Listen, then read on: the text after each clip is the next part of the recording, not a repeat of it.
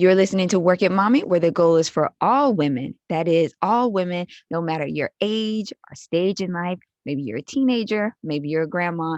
It doesn't matter. We can all come together here as one female tribe, celebrate ourselves, and encourage each other to be the best versions of ourselves. And of course, if you happen to be a mom, be the best mom ever and maintain your sanity while we do it. Okay. So today, this is going to be an information filled episode that is going to really be something that is helpful to a lot of women. Okay. Like we all are having periods. Okay. And it's something that causes a lot of stress, anxiety, grief. Who wants to have a period? Like, ugh, it's so much, and it's just a lot. So this is something that I have done. This is a self experiment that I did with myself for the very first time over 10 years ago. And I was able to achieve the 3-day period. So what I'm going to do is I'm going to kind of start the episode off by saying that, of course, guys, I'm not a doctor, of course, right? So these are things that I've helped and research myself to help me with my personal health journey. Definitely, make sure that this is all information that is good for you. However, I will say this is the school of thought that you're always going to get with my podcast regarding most matters, but especially anything that is health related is a holistic and balanced approach. So my approach to the health of my body is this. I want to know what the doctors have to say, all the scientists and the doctors and all those key people. What do they have to say about women's health? Then I also want to know what the nutritionalists, what the herbalists, what the natural community, and all of those experts have to say on this subject as well. And I put them together. And so for me, that is really how I have been able to control and improve my health. That's really how I've been able to do it is by subscribing to both schools of thought, not just saying, oh, I don't want to hear anything what that doctors have to say, or oh, I don't want to hear anything what the national community has to say. No, for me, I want both. And I'm going to apply and implement both within those balances for whatever situation it calls for. So, that is the trend of thought and what you're always going to get from me in these podcasts. Okay. So, again, I started this 3-day period journey over 10 years ago. Okay. Because I had horrible periods like most of us, extreme cramping to where I could not even work, extremely heavy, and 7 days, very, very heavy periods that caused me to even become anemic. Okay, severely so, which wasn't good because you don't ever want to be in a situation, ladies, where your blood count is super low. Because if you randomly get in like a car accident or something, or your blood count was already low, now they need to do surgery on you. So it's, for me and with my, personal belief system, I just always want to have my blood count up. Okay. So addressing the anemia was a big issue for me. I also was someone who vomited the first 2 to 3 days of my period every single time. And that could also was also leading me to other health problems. Okay. So it was just too much for me. And I decided, I was like, you know what? I have to figure this out. Something is off here. This is just too much. Even though a 7-day period is considered normal and all those symptoms that come with the period are considered normal, normal doesn't always mean that was the way it was intended to be. So that thought kind of, really was on my mind and what spurred my research into this. And this is not like my own whole idea, the 3-day period. I actually found communities of women, most of which are more on the natural way of living, that they started these 3-day periods by changing their diet and many other things that we're going to talk about here. So I kind of started, I said, well, they're doing it and they said that they shortened their period. Let me try it. So everything I'm going to give you in today's episode is going to be what I did and what I really strongly feel were the game changers and made it happen for me. So I have attained and achieved a 3-day period. I have had a 3-day period for quite some time now. And I really want to share this information because it has changed my life, not having those heavy periods and having all of the health problems that come with it. Okay. So in this episode, we are going to talk about 5 things. Okay.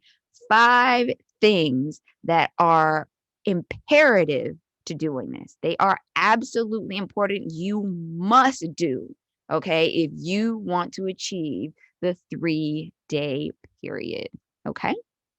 So I'm going to go ahead and get into those 5 things now with a couple little other tidbits in there. And then at the end, I will share some more from my personal journey with achieving the 3-day period.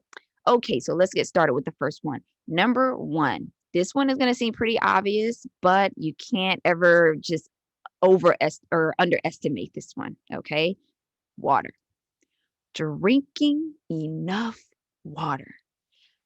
It has been a complete game changer. And again, it seems like very obvious, but you know what? For most of us, it's just something that's not on our radar. We don't do it enough. And I was guilty of it. I was not drinking enough water. Now, let me explain to you why from a health standpoint. Okay. The reason you want to make sure you get enough water in is drinking enough water thins your blood, and it actually helps to balance the estrogen in your body. So if your estrogen levels are really, really high, you're going to have longer, heavier periods. Okay. And we're going to talk about some more things that will raise your estrogen, and some more on estrogen. But for right now, drinking the water really helps to keep the blood thin, and it balances the hormones. It will also help reduce your cramping. Okay. Because think about it, our uteruses, right? If that blood is thick, super, super thick, the heavier it is, the thicker it is to those walls. And so the body has to cramp up so hard, like you delivering a baby, to push all of that thick, hardened blood out. So if the blood isn't super thick and coagulated to begin with, you're not clotty and all that, you're not going to have those problems. And that's another thing that's associated with those heavy periods, right? Is you have tons of clotting. That is a huge indicator. Remember, our periods are our telltale, they are our windows into the health of our body. If your period is 7 days and heavy, you are not at your optimum health, period. Okay, period. So, having all those clots in there, you're not going to experience that as much once you start regularly. And it's going to take a while. You're going to see an immediate change the first month, because I did. But as time goes on and the longer you stick with this path, it will drastically continue to make your period better and better and better. Okay. So again, make sure that you drink enough water. Now, how much water you need, you are going to have to, I really suggest looking online and putting in your weight. There's like some water calculators that you can find online. Put your weight in, and your height and all that jazz, and calculate exactly how much water you should be having. Most people, it's 6 to 8 glasses a day. Some people it's more, some people it's a little bit less, again, depending on your weight. So, but I always say, for the most part, it's really hard to overdo water. But it can be done. You can have too much of a good thing. So that's why I'm saying, maybe consult with a doctor or whatever and really get a good idea of how much water you should actually have. Okay. Now, I want to say, add with that, when you drink your water, have some fruit, one piece of fruit throughout the day, because what that does is it improves how your body absorbs the water. This is what I've learned. This stuff is on National Institutes of Health. I'm like, wow, who would have known, because it has those natural electrolytes like Gatorade has. You can get that naturally from a piece of fruit. So have a piece of fruit, at least a piece each day, and drink and drink and drink and drink your water. Okay. So again, the water is going to help to balance your estrogen and keep that blood thin, so it's not getting stuck in the uterus and causing that massive cramping. Okay. Now, this one right here, now I have to tell you, this number 2 one I'm about to go into, the struggle was so real with it, ladies. The struggle was so real because this is ingrained into my soul. Okay. This is part of my roots. I am a Southern girl at heart, you know. So the number 2 one is greasy food. Girl, put that greasy food down, put it down, put it down. Now, I'm saying put the greasy food down, but truth be told, have a treat day for yourself. You can get a one day a month, where you can go ahead and have your greasy food day. Have your fried chicken, fried fish, collard greens with the fat back, whatever you want, just limit it to one day. Don't eat like that every day. Now, this one was really hard for me to do, to give up the greasy foods, because like I said, I love my fried chicken. So I had to really say, you know what? My health is messed up. I had to make a conscious effort to do these self experiments. And that is really what it's about. You must self experiment.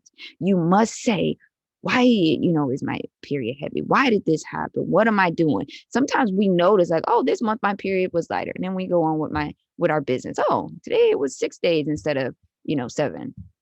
Stop and ask yourself why. Okay, what did I do different this month that caused me to have a one day shorter period? Think about it, and so that's how you get familiar with yourself and you really get into self experimenting. So, this one, when I eliminated the greasy foods, I saw a huge difference with the heavy and thickness of the blood that I was losing with my menstrual flow. I mean, huge. And that one was apparent the first month, okay, that I eliminated the greasy foods. So now let me tell you why you want to eliminate the greasy foods, because we need to know the why. When you understand what you actually doing to yourself and how it's affecting your health, that is really what motivates the change. And that's what I want you to do for your own health. Let's change. Okay. So, what the greasy food does is, let's think about our intestines, right? So, dairy is also linked in with the greasy food. So, when we consume dairy and greasy foods, okay, what happens is our small intestine, and again, this is according to the National Institutes of Health, uh, those greasy foods go into the bloodstream and thicken the blood, because once our food hits our small intestine, that is where the absorption process kind of takes place. Okay, so again, if you eat it right, in the mouth, they go to fried chicken down the throat, then it hits your stomach, and all this stuff, or your gallbladder is giving it juices, your pancreas is giving it juices to break everything down. Then bam, it lands in your small intestines, and you've got these little receptors, okay, in your small intestines that absorb the nutrients there and push it out into your bloodstream. So if you have had something, again, fried chicken, what we using for this illustration, okay, all that grease is going to go into your blood, and that grease is going to thicken your blood. Now, another way to illustrate what happens when you got grease on a pot, right? It's hard to get that grease off of there. Okay. You got to use, some Dawn dish soap. You may have to soak it a couple days. So that's what happens when that blood gets absorbed into the bloodstream. And then, of course, your organs are also absorbing it. It's been put out to all the places it needs to go. But the uterus is very absorbent. Okay. It's very absorbent. So it absorbs all that grease and holds it there. And you know what it creates? Fibroids. Okay. So a lot of women who have heavy periods also have fibroids. Now, another way we can see, okay, this was, I know she don't, I mean, is this really a legit thing? Does grease really make your periods heavier? Then let's look at some statistics. That's what I always like to do. Let's break it down. Let's look at numbers. So to kind of get this one, I said, okay, if I'm saying greasy foods, are contributing to women having fibroids, then it would make sense then to see like what women are more prone to having fibroids based on the diets that they eat. Okay. So get a load of this. So the proof. Who statistically eats the most greasy foods? Let's think about this. Now, I hate to say it, okay? Black Americans and Latinos, with Indians being a close second slash third, okay? We have the greasiest foods. Okay, so think about our diets. Of course, you got the Southern Black diet of, fried mac and cheese, all that, pork chops, fry them and then double fry them again. All right. So that's our diet. That's the foods that we like. Those are the foods that I love. And I fit into that category. And all the women in my family have always had fibroids, and this is also it becomes inherent, after a while when generations, we keep doing that. Same thing with the Latina diet, now that depends on which part you're from, like, okay, that phrase Latina can apply to a lot of different national groups, but typically, those that are from like the Mexico region and those who have more dairy included in the diet tend to have more fibroids as well. And then, of course, we know our Indian foods, a lot of those sauces are very, very thick, butter and cream based sauces that have a lot of grease, animal grease in them, that just really, really is problematic. So, these three groups statistically, and these are not my statistics, again, look them up on the National Institutes of Health, go to all the women's health organizations, go to the Mayo Clinic. They have published research studies regarding all these statistics, but Black, Latino, and Indian women are the women who suffer the most with fibroids and have the heaviest periods. Okay. And again, our foods that we eat the most greasy food. Okay. So that's how we're able to draw that logical conclusion there and see, the greasy foods are a problem for us. Okay. Now, those statistics, though, do change. Of course, American women, in general, we consume a lot of greasy food as well, and that includes like everybody. It really just depends on what your diet is and what your mama's diet was and what her mama's diet was. So anybody can really fall into these categories at the same time. Okay. So again, we have to watch the greasy foods, and this one made a huge difference in my cramping and the duration of my periods the first time. When I first eliminated the greasy foods that first month, I got down from a 7-day period to like a 5-day period just from that 1 month that I made the change. That 1 month, and I was like, nope, no greasy food. And it was just amazing. I didn't even know that I could feel that good, because I just always had horrible periods. Okay. Now, we are on the third thing that we have to do to really get down to this ideal 3-day period. Okay. And that is eat raw fruits and veggies to get phytonutrients, which give us phytoestrogen, which helps to regulate our body's estrogen. Okay. So there is a whole lot to say about estrogen. There's different types. There's phytoestrogen that comes from plants, like most plants have those, so you get a little bit from your foods. Those are like really good estrogens. Then, of course, we have the estrogen that our body makes. And then we have O estrogen, which is a different type of estrogen that our body makes. So there's so many things, and I could go on a whole tangent on estrogen, but I will just say in a nutshell, ideally you want to eat raw fruits and veggies because it's going to help again balance your body's natural estrogen and make it healthy and not make your body become over estrogenized, which then leads to, unfortunately, estrogen sensitive cancers and things like that. Okay. Never play around with like raising estrogen and things like you want to try to keep your estrogen at the natural lower levels.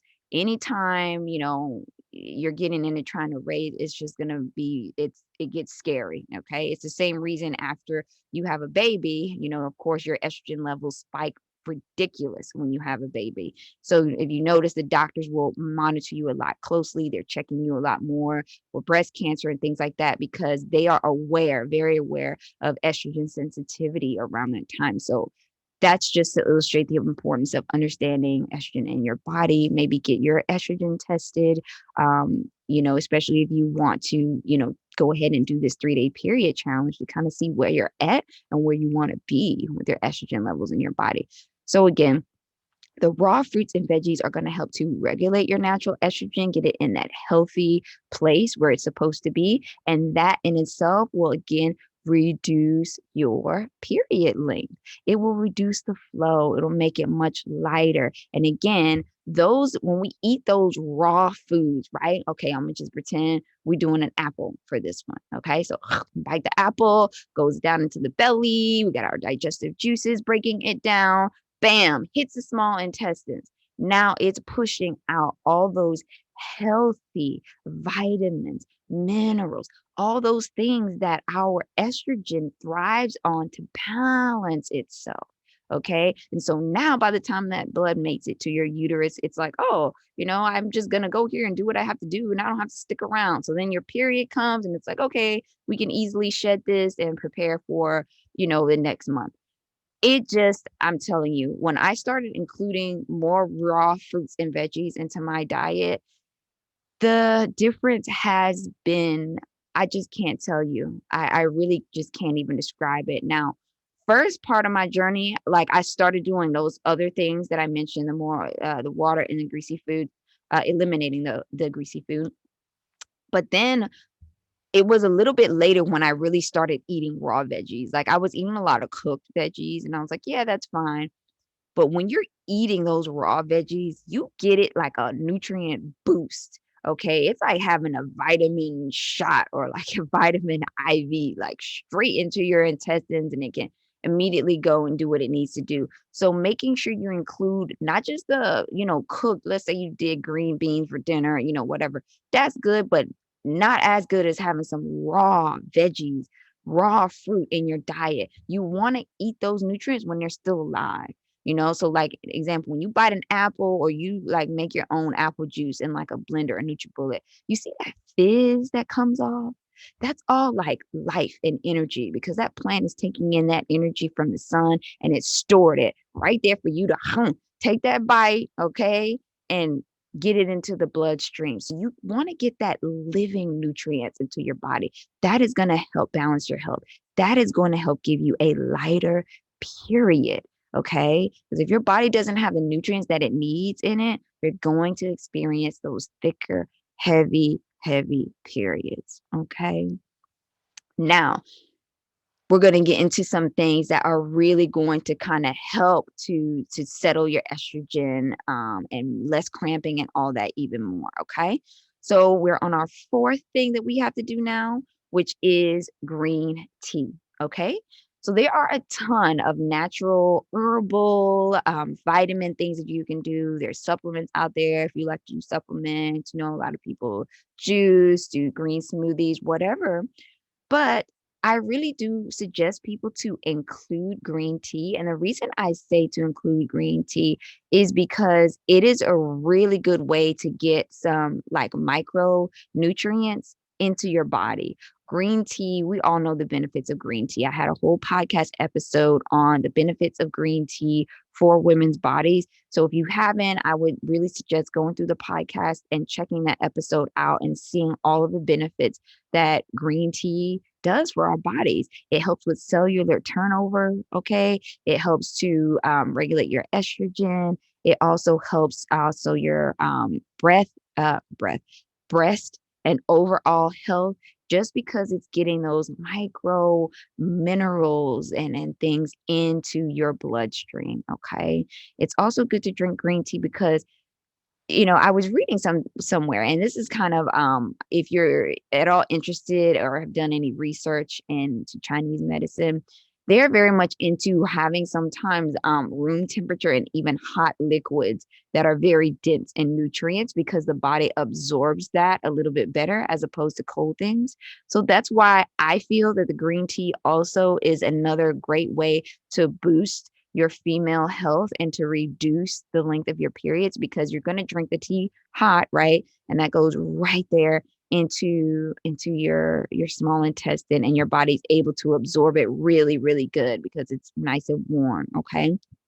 So again, look up the benefits of green tea. There are a ton, okay, that it's so good for you. It's so good for your women's health, and implement that one. I did notice a big improvement as well with specifically my cramping when I had more of the green tea in the diet. So I would definitely recommend making sure that you do that fourth one of having the green tea.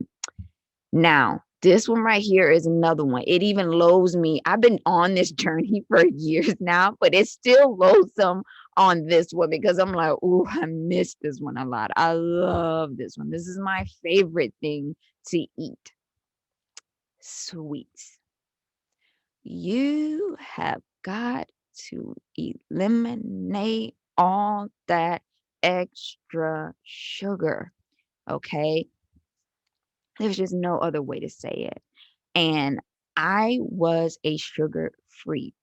Let me just tell you, like any type of like cake or cookie pastry. I'm a pastry person. Give me a pastry or like a pie, a cake. I want to eat the whole thing. Like I really, really do. I really want to eat the whole thing. Okay. But we can't do that. And I would be like, okay, well, what I'm gonna do is I'm gonna have a little bit of something every day. Nope, that ain't gonna work either, sis. Step away from the sweets. Now, you know me, I gotta have some kind of treat now. Y'all can take everything away. All right. I'm not gonna just sit here eating carrot sticks for the rest of my life either. Okay. We gotta have that balance, gotta make life worth living. And I like the way good food tastes in my mouth. So what I do is I limit my sweet treats to once a week. Okay. This has been the game changer for me. Now, for some of you, it might be the water's a game changer, the greasy foods. All of these have been, significant changes for me. But the sweets has been the game changer immediately. So again, I went through this years, my self experiment. So like first year I did this and this and this, and the next year I did that. The sweets thing was the last thing I eliminated because I was like, look, I'm still trying to eat my sweet. I ain't trying to hear that. Although I had read it a million times, even the doctor told me, mama told me, everybody told me, stop eating all that sugar. You know you ain't doing nothing but making your periods heavier and longer. I wasn't trying to hear it. Okay.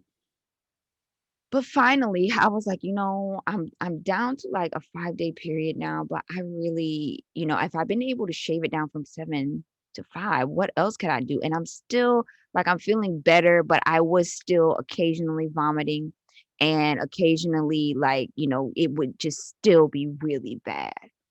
And I said, you know what? I'm gonna have to go ahead and knuckle down and eliminate all these sweets that I'm having. I can't sit up here and have, sweet cereal in the morning, 2 cookies for lunch, and a cake for dinner. Can't do that because I'm also about to give myself type 2. Don't want that. Okay. So I was like, okay, let me do it. So I did. And the first month, sis, the first month that I did it, I went from a 5-day period to like barely a 4-day period. I was like, are you kidding me? And I had not one time that I threw up. That was a game changer again because until that point, I was still throwing up. Okay. And I was just like, I can't keep throwing up like this every time I have a period. This is ridiculous. This is affecting my health. The first month, I took out the sweets. I did not throw up one time with my period. And so I was just like, this is it. This is what my problem has been all along. And I have to commit to this because I love the way I feel right now. And although I love them cakes and cookies and pastries, I got to put them down. I just can't do it no more. So, I found some really good alternatives, and natural alternatives. I don't do a lot of like Splenda and all that, like artificial sweeteners, sugar free this, that. Don't want it because now you replace my sugar with some random chemical. No thanks. So I just take, a regular pastry or whatever. Instead of having several throughout the week, I just save it. My treat day is Friday. Okay, so Fridays, I will sit back at the end of the day, with the kitties in bed and just have myself, a little cookie or donut, whatever I want to have. And I just savor. I be saving your girl savers, okay? I'm like, oh, I've been waiting for you all week long, baby. Here we go. It is so incredibly difficult. It's difficult, guys. but it's worth it. And I'm gonna tell you what, I'm not going back to that. I'm not going back now. I lost my mind in the pandemic because I was getting depressed and I was like, oh, I need a pandemic. I want something yummy to eat. This sucks. So your girl started picking out on that chocolate hummus that I put in another review. Now that's a good alternative because you don't get any dairy in that. You know, you get a little protein from the chickpea, but still it does have sugar in it. So I was putting that stuff away, just putting it away. And what happened? I went from a 3-day period to a 4-day period and I had some pain. And I was like, girl, back it up. I'm not trying to go back down this road. So you see how quickly the body can revert. So it took me because I was doing that with the hummus and a couple other things for like 3 months where I was just like maybe 2 to 3 times a week I was having something sweet like that. And that was not what, not the path that I was on. And so I started noticing the periods were getting longer, heavier, more cramping, feverish, all that stuff that comes. And I was like, no. So it took me 3 months to get like that. It took me 3 months of not doing that and going back to my healthy routine for me to get back to my 3-day period. So again, this has all been self-experiment. I will self-experiment. I experiment with all kinds of stuff on myself, guys. From products, any product you see, I've self-experimented with it, skincare product, hair care product, whatever. But I also experiment, do these little healthy experiments with my health. Like, okay, here's where I'm at. Like, when I go for a checkup, here's what my numbers are. What can I do here to improve? Okay, here's some foods that can help me in this area, then go back again, draw the blood. It worked. It helped. So get into self experimenting, work yourself and see what you actually got going on and address those issues. Okay. So, again, for me, the sweets thing was really, really huge. I decreased now and maintain only one sweet treat a week. And now let's talk about why the sweets. And this is where I think most of the women, most of us are at. And I'm telling you, girl, if you kick these sweets to the curb, you are going to see a amazing difference in your period. Okay. So, what sweets do is they raise our bad estrogen. Oh, my word. So, not only are we making ourselves feel better, feel worse when we have a period, excuse me, we're raising our bad estrogen. You don't want to do that. That is going to cause you more health problems. You don't want to start increasing your risk of getting that C word. Okay. We don't want that. All right. So, that is what the sweets really do. They raise our bad estrogen levels, which causes cramping, nausea. That is a telltale sign that your estrogen levels are getting to a point where they shouldn't be. Is when you are really, really nauseous with your period and when you're throwing up with your period, get that mess in check fast because that's going to do nothing but lead you to problems down the road. Okay. So again, please, make sure that you're able to do this. Now, let me tell you the other thing that I noticed when I stopped having so much of the sweets. Usually when you have your period, right, you get that breast tenderness and like they hurt up. Girl, that sweets, eliminating that reduce the breast tenderness as well with the periods. And again, our breast estrogen is flowing through our breast. All right. So that is again a way that you can tell if you're doing something you're not supposed to do. Okay. And once you start your healthy path and you see, wow, my breasts are not as tender with my period. Now my breasts, the only place that's active when I have my period now is like my uterus. I don't have no nausea, no diarrhea, no headache, none of that, no breast tenderness, none of it. Okay. Since I eliminated the sweets, minimal premenstrual and menstrual symptoms. Okay. That's what you want. And again, when I lost my mind here during the pandemic and started raising it back up, I saw all them symptoms coming back. Oh, snap, my breasts were tender. I was like, oh no, we didn't already got this out. No, no, no. I'm not going back to tender breasts, the headaches, the nausea, none of it. None of it. So again, guys, I really hope that me sharing this with you is encouraging to you to do this 3-day period self-experiment. Now, let me tell you, it's not going to be an overnight thing. You are going to see some immediate changes the first month for sure. You're going to be like, oh, my period was a little shorter. It was a little lighter and I feel a little better. The longer you do it, which I challenge you, 3-day period for 3 months with me, let's do it. You are going to notice a huge difference, okay? You're gonna notice a huge difference, all right?